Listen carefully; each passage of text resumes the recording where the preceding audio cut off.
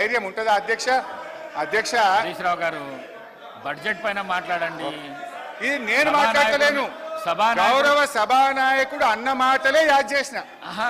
Budget ఉన్నదా అది? అయితే అధ్యక్ష ఓకే అధ్యక్ష ప్లీజ్ అధ్యక్ష. అయితే అధ్యక్ష ఒకరోజు గౌరవ ముఖ్యమంత్రి గారు అల్లూరి సీతారామరాజు గారి కార్యక్రమానికి వెళ్ళారు హైదరాబాద్లో. నేను అనుకోకుండా టీవీ చూస్తున్నాను. అల్లూరి సీతారామరాజు గారి జన్మదిన కార్యక్రమం అనుకుంటా వెంకయ్య నాయుడు గారు వేదిక మీద ఉన్నారు. ఆ వేదికలో మాట్లాడుతూ వెంకయ్య నాయుడు గారు కొంతమంది ప్రముఖులు రాజకీయాల్లో భాష బాగలేదు, రోజు రోజుకు దిగజారిపోతుంది, బడ్జెటే దిగజారిపోతుంది అంటే ముఖ్యమంత్రి గారు ప్రామిస్ చేసిండు ఆ రోజు, ఇక ఈ ఆలట్ నుంచి నేను భాష మార్చుకుంటా, మంచిగా మాట్లాడతా అన్నాడు. కానీ మార్చుకోలేదు. సరే అధ్యక్ష, ఓకే అధ్యక్ష, ఐ రెస్పెక్ట్ యూ అధ్యక్ష. అధ్యక్ష నేను అధ్యక్ష వారట్లా మాట్లాడినా మాకు అభ్యంతరం లేదు అధ్యక్ష. మా బాధల్లా ఆ ముఖ్యమంత్రి కుర్చీకుండే గౌరవం పెరగాలి, ఈ రాష్ట్రం యొక్క ప్రతిష్ట మసకబారద్దు అనేదే మా తాపత్రయం తప్ప వేరే లేదు. ఒక చిన్న ఎగ్జాంపుల్ చెప్తా అధ్యక్ష. గ్రూప్ 2 ఉద్యోగాల కోసం నిరుద్యోగులందరూ కూడా రోడ్ల మీదకి వచ్చి వాళ్ళు వాయిదా వేయాలని అడిగితే గౌరవ ముఖ్యమంత్రి గారు ఏమన్నారంటే, ఎవరైనా వాయిదా వేయమని అడిగేది, సన్నాసులు అడుగుతున్నారు వాయిదా వేయమని అన్నారు. అన్నాక 3 రోజులకే వాయిదా వేసింది. మరి ఇప్పుడు ఎవరు సన్నాసులు అంటే నేను అనేది ఏంటంటే అధ్యక్ష, దయచేసి అట్లా మాట్లాడకూడదు. అదేవిధంగా మోతీలాల్ అనే ఒక నిరుద్యోగి నిరాహార దీక్ష చేస్తే ముఖ్యమంత్రి గారు ఏమన్నారంటే, ఆయన అప్లికేషనే పెట్టలేదు, ఆయనకు అసలు హాల్ టికెటే లేదు అన్నాడు. తెల్లారైన 3 హాల్ టికెట్లు బయట పెట్టిండు. ఎవరి గౌరవం దెబ్బతిన్నది?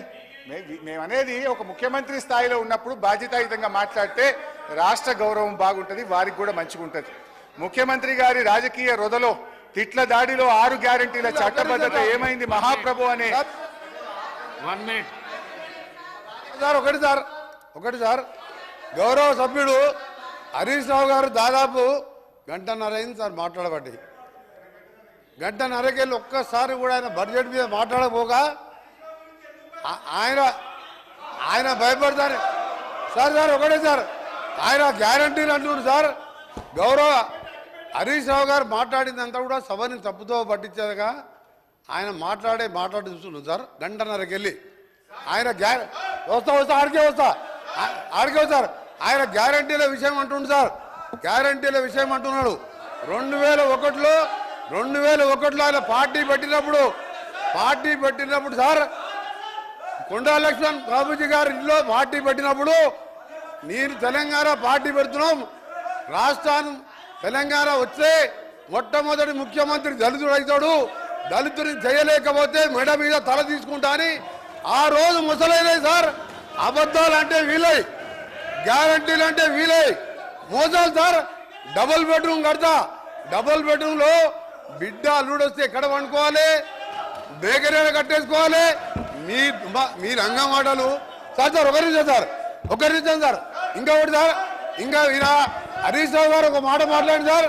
హరీష్ రావు గారు 24 గంటలు కరెంట్ ఇచ్చినా అన్నాడు సార్. 24 గంటలు కరెంట్ ఇచ్చినా అంటే నేను ఒక సబ్స్టేషన్ సార్ బండ సోమవారం అనే సబ్స్టేషన్కి వెళ్ళాను. అక్కడ ఆపరేటర్ బస్ అయిన ఆపరేటర్ వీడియో రికార్డింగ్ ఉన్నది. నేను నా సర్వీసులో 9 ఏళ్ళు అయింది సార్. ఎలక్షన్ల ముందు 9 ఏళ్ళకెళ్ళి సర్వీసులో ఉన్నా. ఇక్కడ ఎప్పుడు కూడా 14 గంటల కరెంటు రాలేదని నాకు రికార్డు తీసి చూపిస్తే రాత్రి లా బుక్లు వాపసు తీసుకొచ్చాను.